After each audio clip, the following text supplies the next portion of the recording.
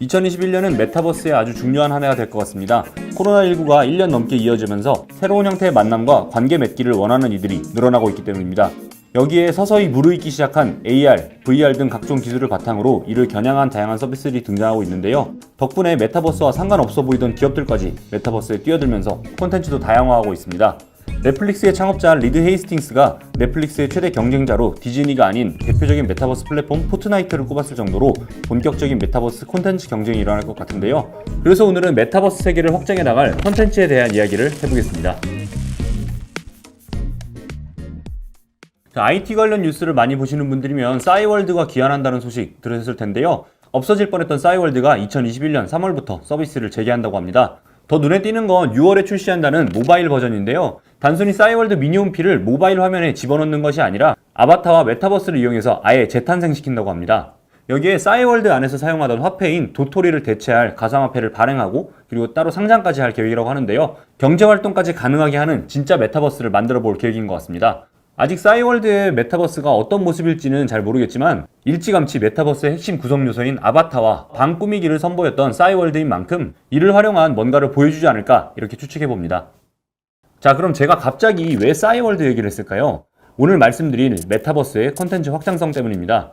지난번에 메타버스에 대해서 전반적으로 한번 설명을 드렸는데 그때 대표적인 사례들로 포트나이트, 로블록스, 마인크래프트 같은 게임을 주로 말씀을 드렸죠. 그래서 그 영상 이후에 제가 가장 많이 들은 질문이 그럼 메타버스는 게임인 거냐? 이런 질문이었습니다. 우선 답을 드리자면 아닙니다. 메타버스로 분류할 수 있는 그리고 메타버스의 가능성이 있는 서비스는 정말 무궁무진한데요. 제가 주로 게임을 언급했던 이유는 당시에도 말씀을 드렸지만 지금 시점에서 수억 명에 달하는 이용자를 확보하고 메타버스의 조건을 충족한 콘텐츠들이 주로 게임이다 보니까 게임을 위주로 설명하게 됐습니다. 혼란을 드렸다면 정말 죄송합니다. 그래서 그때 설명드렸던 내용들을 정리를 다시 해보면 메타버스의 기본 조건은 가상현실의 여러 캐릭터, 즉 아바타들이 상주하면서 하나의 사회를 구축한다는 것이죠. 그렇기 때문에 자신의 캐릭터를 이용해서 한 곳에 모이는 것이 익숙하고 시스템이 잘 갖춰진 게임이 지금의 메타버스 콘텐츠를 선도하고 있다 이렇게 설명을 드렸습니다. 자, 하지만 앞서 말씀드렸듯이 메타버스는 게임에 국한된 것이 아닌데요. 기술 발전에 따라서 사회와 산업 전반으로 확대될 전망입니다. 특히 전문가들이 메타버스에 대해서 내리는 정의는 인간이 디지털 기술로 현실 세계를 초월해서 만들어낸 세계이기 때문에 굳이 게임에 한정할 필요는 없는 것 같습니다. 그럼 메타버스는 어디까지 포함하냐, 어느 범위까지가 메타버스냐에 대해서는 아직까지 많은 논의가 오가는데요. 의견에 따라서는 배달의 민족이나 에어비앤비처럼 오프라인의 상품이나 서비스들을 온라인으로 중개하는 O2O 서비스까지 모두 메타버스로 봐야 한다, 그런 의견도 있습니다. 그 외에는 우리가 메타버스 관련 자료를 찾다 보면 자주 볼 수 있는 XR, VR, AR 등을 이용한 증강현실, 그리고 가상현실 등이 있습니다. 기술에 대한 이야기는 다음번에 좀 자세히 다루도록 하고요. 오늘은 이 기술 위에서 작동하는 서비스들을 중점적으로 다뤄보겠습니다. 특히 지난번에는 게임 콘텐츠 위주로 설명을 드렸으니까 오늘은 게임으로 구분되지는 않지만 메타버스로 인정되는 몇 가지 콘텐츠에 대해서 알아보겠습니다. 우선 게임과 같이 컨텐츠를 소비하는 데 초점을 맞추지 않고 삶을 기록하고 소통하는 서비스, 즉 라이프 로깅에 초점을 맞춘 메타버스 컨텐츠들이 크게 성장하고 있습니다. 이 라이프 로깅 메타버스는 게임처럼 레벨을 올리고 퀘스트를 완수하는 그런 목적은 없지만 마치 우리가 인스타그램, 페이스북을 하듯이 매일 접속을 해서 아바타를 꾸미고 친구들을 만나는 활동을 할 수 있는 그런 서비스입니다. 가상세계에서 생성한 또 다른 나의 삶을 꾸미기도 하고 현실 세계의 삶을 가상세계에 업로드하기도 하는 방식이죠. 그래서 앞서 말씀드린 싸이월드가 준비하고 있는 메타버스 역시 이런 라이프 로깅 메타버스의 일종이 될 것 같습니다. 또 출시 예정인 또 다른 라이프 로깅 메타버스가 있습니다. 바로 페이스북이 준비 중인 가상현실 커뮤니티 호라이즌입니다. 작년부터 비공개로 베타 테스트 중이라는 호라이즌은 나만의 아바타를 만들어서 가상세계를 탐험하며 친구를 사귀는 서비스입니다. 물리적으로 멀리 떨어진 친구와 가상현실 세계에서 만나서 이야기를 나누고 비행기를 타고 세계를 여행하거나 집을 짓거나 그리고 가벼운 게임을 즐길 수 있습니다.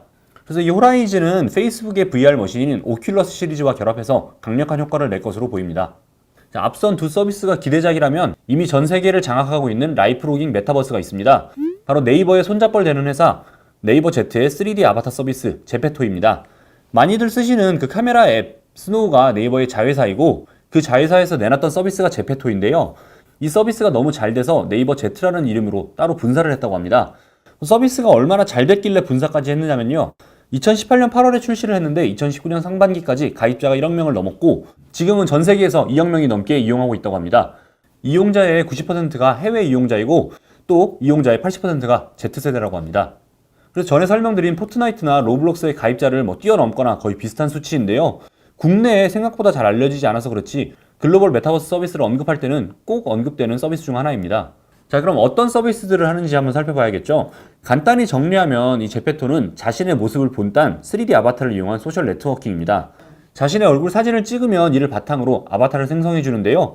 눈 크기를 비롯해서 자신의 이목구비를 조정해서 꼭 맞는 모양으로 만들 수도 있고요. 또 의상이나 헤어스타일, 액세서리 등을 구입해서 아바타를 꾸밀 수도 있습니다. 이 완성된 아바타를 조정해서 친구들과 수다를 떨 수도 있고 자신의 집으로 초대해서 집들이를 할 수도 있습니다. 4명 이상이 모이면은 제페토 세상 안에서 가벼운 미니게임도 할 수 있고요. 또 빌드잇이라는 기능을 이용해서 다양한 공간을 직접 제작할 수도 있다고 합니다. 제페토에서 제공하는 수많은 템플릿을 바탕으로 지형 지물은 물론 공간 안에서의 달리기 속도와 점프 높이까지 조절할 수 있다고 합니다. 이 완성된 3D 공간에 친구들을 초대할 수도 있는데요. 여기서 친구들의 아바타와 함께 날아다니기도 하고 물리를 뛰어다닐 정도로 빠르게 달리면서 술래잡기를 할 수도 있습니다. 게임은 아니지만 마치 게임 같은, 그리고 메타버스에서만 즐길 수 있는 그런 경험을 선사하는 것이죠. 그래서 연예기획사나 기업에서 아예 홍보를 위해서 별도의 3D 공간을 제작하기도 합니다. 작년 9월엔 블랙핑크가 신곡 아이스크림을 선보이자 캐릭터가 방문해서 블랙핑크 멤버들과 인증샷을 찍을 수 있도록 아이스크림 뮤직비디오 무대를 3D 웹으로 구축하기도 했고요. 힙합 가수 다이나믹 듀오가 소속된 아메바 컬처 역시 회사 차원에서 별도 공간을 만들고 소속 연예인들의 아바타를 배치해서 팬들이 공간을 찾아오면 함께 사진을 찍을 수 있도록 준비했다고 합니다.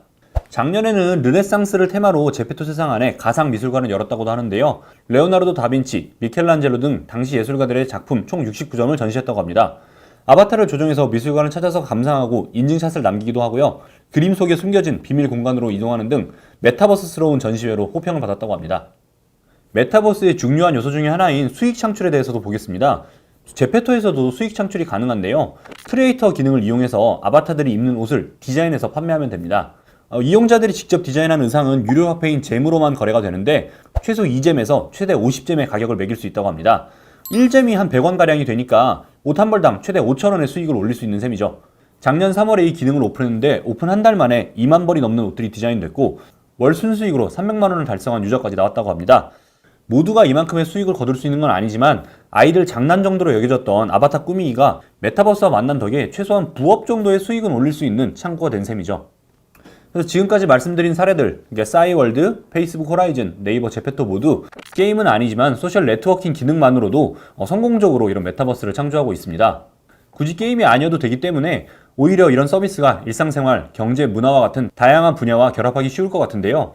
그래서 최근 이런 라이프 로깅 메타버스에 적극 결합하고 있는 분야가 있습니다. 바로 음악, 공연과 같은 엔터테인먼트 산업이죠. 지난 영상에서는 미국의 힙합 가수 트래비스 스캇의 포트나이트 공연을 보여드렸는데요. 또 다른 사례로는 어떤 것들이 있는지 보겠습니다. 먼저 조금 전에 설명드렸던 제페토입니다. 제페토는 BTS의 빅히트, 그리고 블랙핑크의 YG, 트와이스의 JYP 등으로부터 총 170억원의 투자를 받고 협업을 진행하고 있는데요. 2020년 9월엔 블랙핑크가 제페토에서 팬사인회를 열었는데요. 5천만 명이 몰려서 블랙핑크 아바타를 만나고 함께 사진을 찍는 행사를 가졌다고 합니다.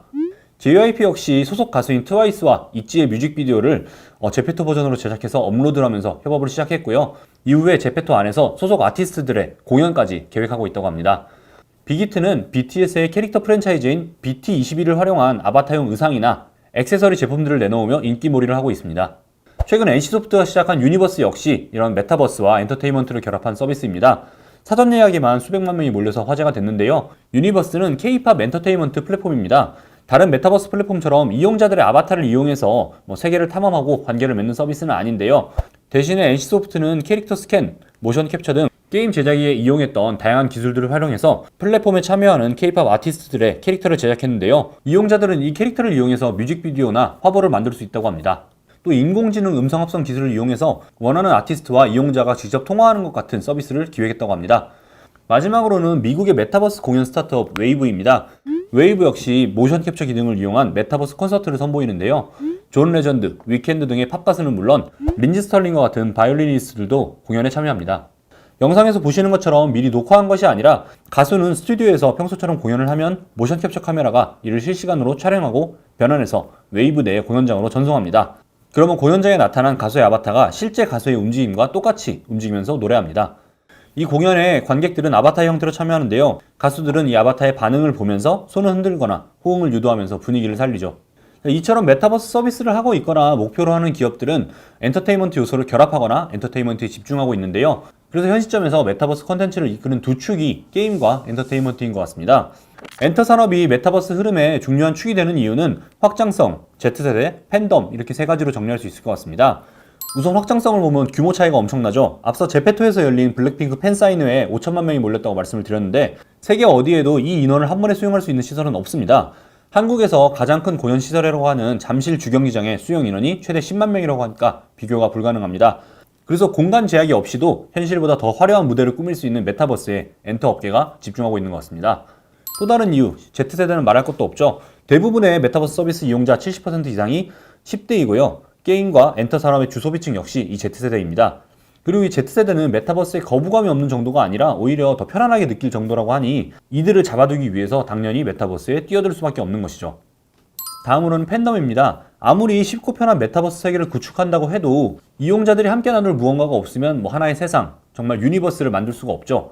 그래서 함께 좋아하는 아티스트를 응원하고 그들을 따라하면서 생기는 강력한 팬덤이 이 메타버스를 유지하는 원동력이 된다는 분석도 있습니다. 같은 관점에서 보면 게임도 퀘스트라든지 보스 레이더와 같은 공통된 목적이 있기 때문에 메타버스 서비스로 인정받을 수 있는 것 같습니다. 미래 세대의 인터넷이라는 문구답게 메타버스의 파급력은 굉장히 강력한데요. 이런 특성들 때문에 많은 글로벌 기업들이 산업군을 가리지 않고 메타버스에 관심을 가지고 있습니다. 온라인 콘텐츠를 보유한 기업들이 메타버스 세상에 온라인 콘텐츠를 결합하거나 공급하는 사례는 너무 많죠. 포트나이트에서 있었던 BTS의 뮤직비디오 상영 이벤트가 대표적이라고 할 수 있습니다. 대신에 최근에 눈에 띄는 것은 오프라인 제품을 디지털화해서 메타버스에 올라타는 기업들인데요. 패션 업계에서 이런 움직임이 많이 포착되고 있습니다. 아무래도 메타버스엔 아바타가 필수 조건이고 각자 개성에 맞게 아바타를 꾸미는 것이 또 하나의 중요한 컨텐츠이다 보니 패션 업계에서 자사 제품을 디지털화해서 제공하는 데 열을 올리고 있는 것 같습니다. 대표적으로 루이비통입니다. 루이비통은 온라인 게임 리그 오브 레전드, 즉 롤과 협업을 해서 게임 캐릭터를 꾸미는 스킨을 루이비통 디자인으로 출시했습니다. 또 롤 챔피언십 우승자에게 주는 트로피 케이스에 루이비통의 고유 디자인을 새겨넣기도 했고요. 구찌도 모바일 게임 테니스 클래시에 캐릭터용 옷과 신발을 선보였고요. 최근에는 제페토와 협업해서 아바타용 패션 아이템을 내놨습니다. 현실 세계의 구찌 제품들과 똑같이 생긴 물건들인데 가격은 최대 4,000원 정도에 불과하다고 합니다. 나이키도 최근에 제페토에 입점해서 물건을 내놓기 시작했고요. 포트나이트와도 협업해서 아바타들이 구입할 수 있는 에어조던 운동화를 디지털 상품으로 판매하고 있습니다. 이 외에도 발렌티노, 마크 제이콥스, 컨버스, 디즈니 등이 제페토, 동물의 숲, 포트나이트 등 다양한 메타버스 서비스에 아바타용 우리와 액세서리를 공급하고 있습니다.